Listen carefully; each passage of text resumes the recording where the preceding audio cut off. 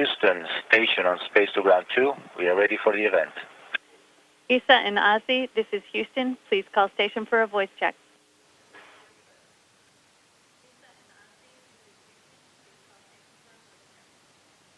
Thomas Reiter calling from the ISS, this is Thomas Reiter calling from the Focconi room in the Vatican. How can you read me? This is International Space Station. We read you loud and clear.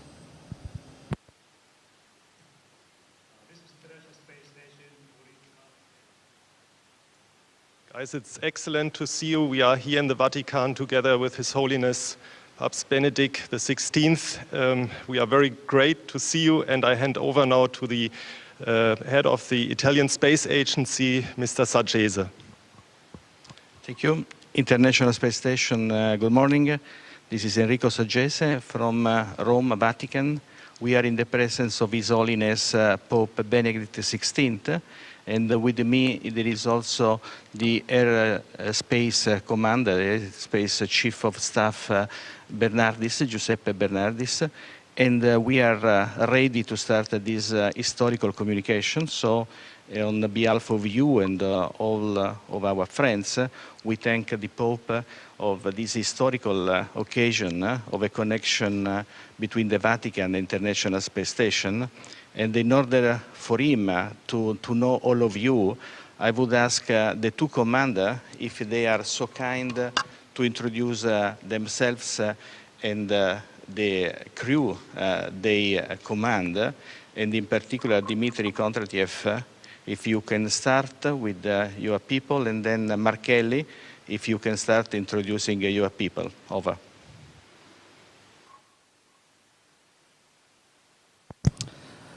Thank you. We copy all, and we'll start with the introduction of the space station crew, and then Markel will introduce his crew. My name is Dmitry Kondratiev. I'm commander of the International Space Station, along with my crew here, with Paolo Nespoli, Italian astronaut, and Katie Coleman, NASA astronaut, and Andrei Borisenko, he's Russian cosmonaut, Russian Space Agency, and Alexander Samakutyaev, he's Russian cosmonaut, and Ron Garan, NASA astronaut. Welcome aboard the space station, Your Holiness. To my left is Roberto Vittori. He's an Italian astronaut on a mission for the European Space Agency. Right behind him is Endeavour's pilot, Greg Johnson, and Greg Chamatoff, one of our mission specialists who just did his first spacewalk yesterday. And then Drew Feustel, who's our lead spacewalker for this mission, who's going to do 3 spacewalks. And next to Drew is Mike Fink, who after this mission will be the American with the most time in space, and won't be approaching what the Russians have, but a lot of days in space. Welcome aboard, Your Holiness.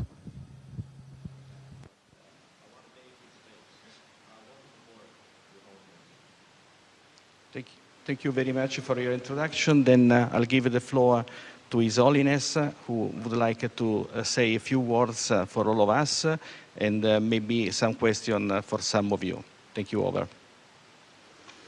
Dear astronauts, I'm very happy to have this extraordinary opportunity to converse with you during your mission. I'm especially grateful to be able to speak to so many of you, as both crews are present on the space situation of this time. Humanity is experiencing a period of extremely rapid progress in the fields of scientific knowledge and technical applications. In a sense, you are our representatives, spearheading humanity's exploration of new spaces and possibilities for our future, going beyond the limitations of our everyday existence. We all admire your courage, as well as the discipline and commitment with which you prepared yourselves for this mission. We are convinced you are inspired by noble ideals and that you intend placing the results of your research and endeavors at the disposal of all humanity and for the common good. This conversation gives me the chance to express my own admiration and appreciation to you, and to also collaborate in making your mission possible. and toward my heartfelt encouragement to bring it to a safe and successful conclusion. But this is a conversation, so I must not be the only one doing the talking. I'm very curious to hear you tell me about your experiences and your reflections. If you don't mind, I would like to ask you a few questions. First question. From the space situation, you have a very different view of the Earth. You fly over different continents and nations several times a day. I think it must be obvious to you how we all live together on one Earth and how absurd it is that we fight and kill each one. I know that Mark Kelly's wife was a victim of a serious attack, and I hope her health continues to improve. When you are contemplating the Earth from up there, so you ever wonder about the way nations and people live together down here, or about how science can contribute to the cause of peace? Well, thank you for the kind words, Your Holiness, and thank you for mentioning my wife, Gabby. It's a very good question. We fly over most of the world, and you don't see borders, but at the same time, we realize that people fight with each other, and there's a lot of violence in this world, and it's really an unfortunate thing. Usually, people fight over many different things. As we're seeing in the Middle East right now, it's somewhat for democracy in certain areas, but usually people fight for resources. And it's interesting in space, on Earth, often people fight for energy. In space, we use solar power and we have fuel cells on the space shuttle, but it's on the space station, it's the science and the technology that we put into the space station to develop a solar power capability gives us pretty much unlimited amount of energy. And if those technologies could be adapted more on Earth, we could possibly reduce some of that violence.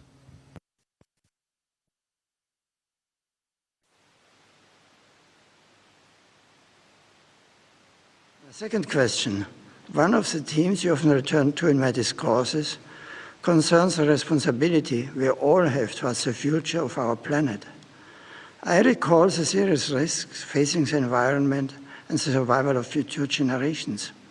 Scientists tell us we have to be careful, and from an ethical point of view, we must develop our conscience as well. From your extraordinary observation point, how do you see the situation on Earth? Do you see signs or phenomena to which we need to be more attentive?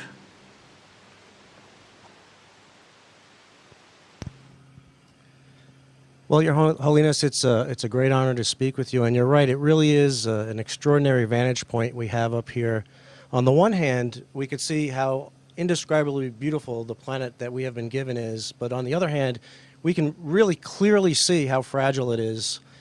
Just the atmosphere, for instance, the atmosphere when viewed from space is paper thin, and to think that this paper thin layer is all that separates every living thing from the vacuum of space, and all that protects us is really a sobering thought.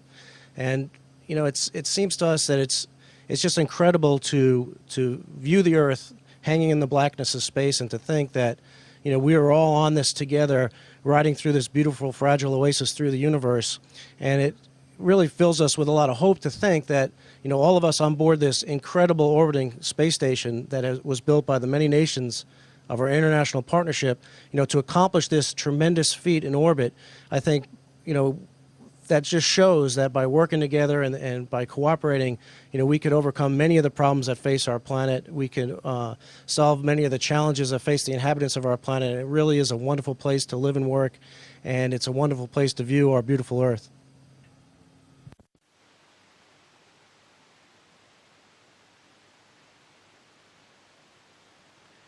My third question, the experience you are having right now is both extraordinary and very important, even if you must come back down to Earth like all the rest of us.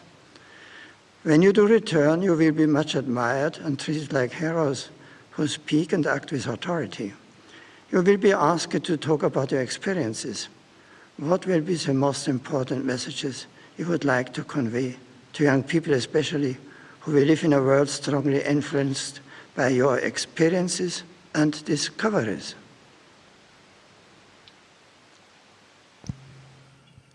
Your Holiness, as my colleagues have indicated, we can look down and see our beautiful planet Earth that God has made, and it is the most beautiful planet in the whole solar system. However, if we look up, we can see the rest of the universe, and the rest of the universe is out there for us to go explore. And the International Space Station is just one symbol, one example of what human beings can do when we work together constructively. So our message, I think, one of our many messages, but I think one of our most important messages is to let the children of the planet know, the young people know, that there's a whole universe for us to go explore. And when we do it together, there's nothing that we cannot accomplish.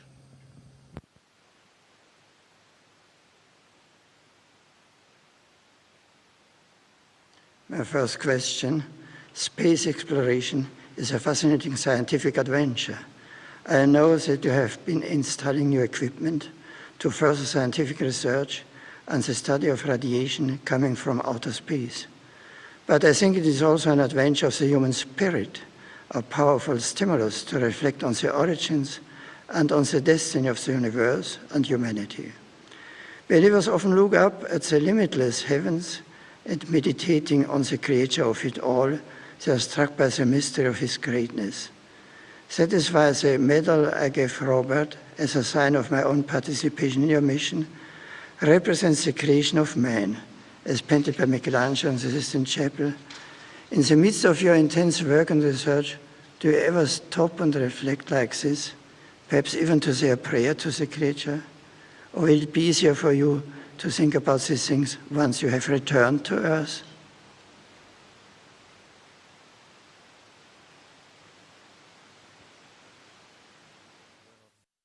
Your Holiness,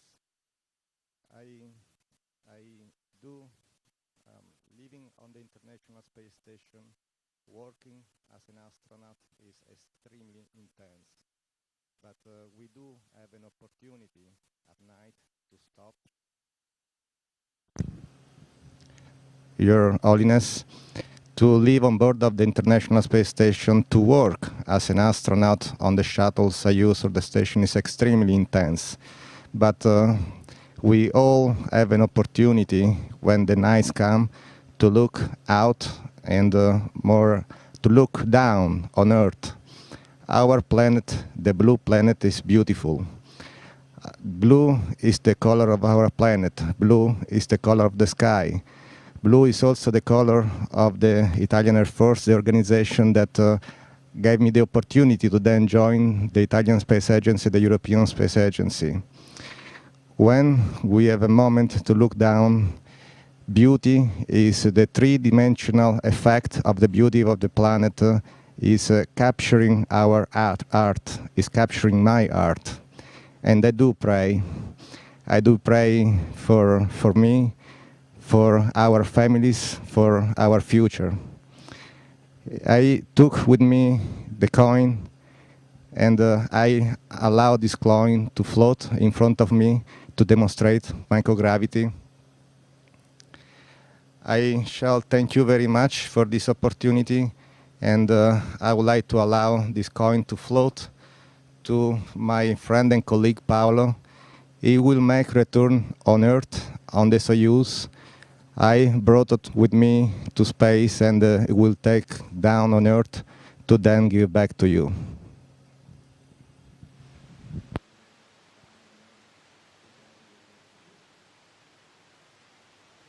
My last question is for Paolo. Dear Paolo, I know that a few days ago, your mom has left you. And in a few days you will come back home. You will not find her waiting for you. We're all close to you. Me too, I have prayed for her. How have you been living through this time of pain on the International Space Station? Do you feel isolated and alone? Or do you feel united amongst ourselves in a community that follows you with attention and affection? Santo Padre, Holy Father, I felt your prayers and everyone's prayers arriving up here. We're outside the world. We orbit outside the earth, and we have a vantage point to look at the earth, and we feel everything around us. My colleagues on board the station, Dimitri, Katie, Ron, Alexander, and Andrei, were very close to me at this important time. For me, a very intense moment, as well as my brothers and sisters, my uncles, my aunts, my relatives were close to my mom in her last moments. I'm very grateful for this. I felt very far, but also very close. And the thought of feeling all of you near me at this time has been a great relief. I also want to thank the Italian and American space agencies that have given me the opportunity so that I was able to speak with her in her last moments.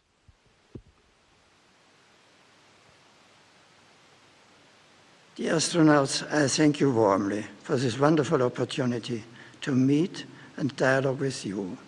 You have helped me and many other people to reflect together on important issues that regard the future of humanity.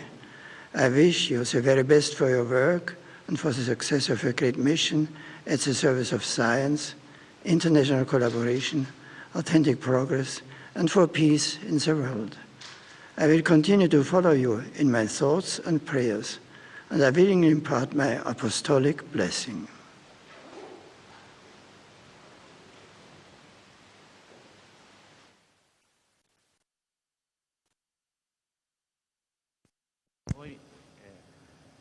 And we all would like to thank you, Your Holiness, for your kind words.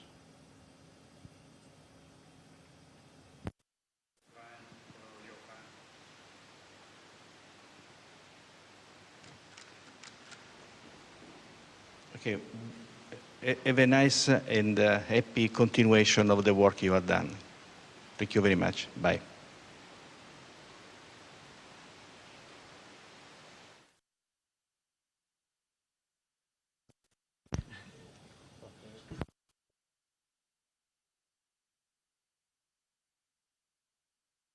ISS, this is Houston ACR. That concludes the event in Vatican City. Thank you. Thank you, Isa and Asi in the Vatican City. ISS, we are now resuming operational audio communications. Copy. Thank you, Lucia. Thanks, all of you. Thanks, all of you.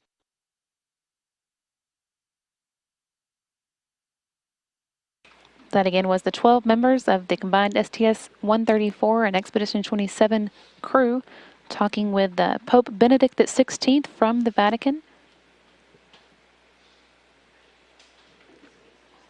All 12 members, including Commander Mark Kelly and pilot Greg Johnson, as well as mission specialist Mike Fink and Drew Feustel, Greg Shamatoff, and Italian mission specialist Roberto Vittori.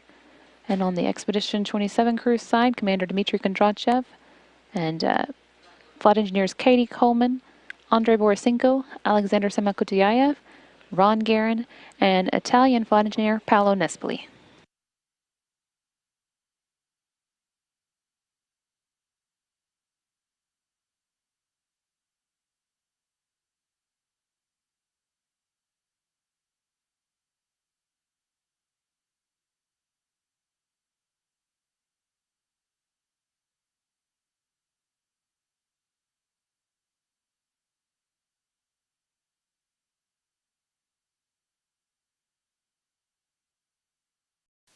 Houston, station on Space to Ground 2. We are ready for the event.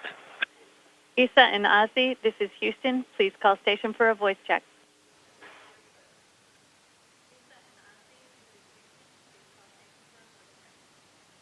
Thomas Reiter calling from the ISS, this is Thomas Reiter calling from the Focconi room in the Vatican. How can you read me?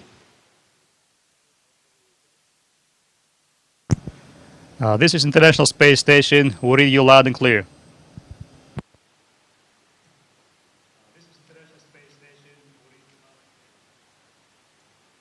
Guys, it's excellent to see you. We are here in the Vatican together with His Holiness Papa Benedicto XVI. We are very great to see you, and I hand over now to the head of the Italian Space Agency, Mr. Saggese. Thank you. International Space Station, good morning. This is Enrico Saggese from Rome, Vatican.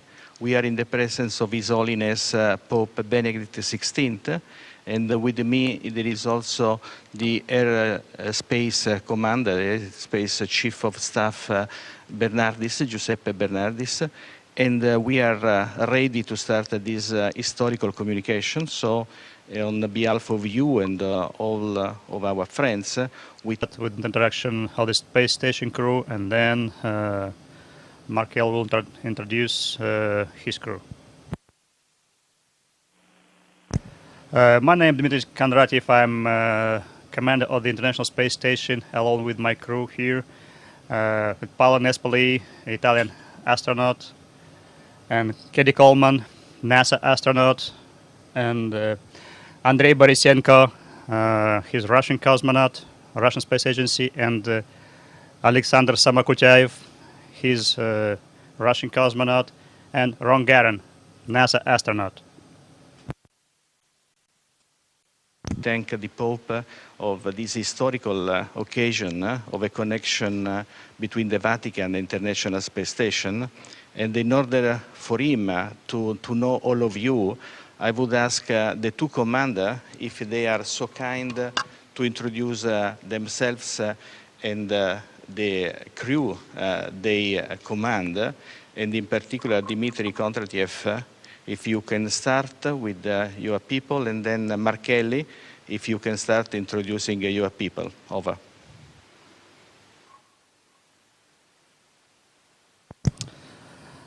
Thank you. We copy all, and we'll start. Welcome aboard the space station, Your Holiness. To my left is Roberto Vittori. He's an Italian astronaut on a mission for the European Space Agency. Right behind him is Endeavour's pilot, Greg Johnson, and Greg Chamatoff, one of our mission specialists who just did his first spacewalk yesterday. And then Drew Feustel, who's our lead spacewalker for this mission, who's going to do 3 spacewalks.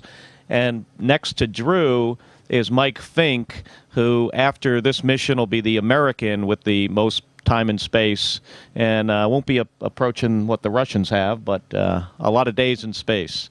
Welcome.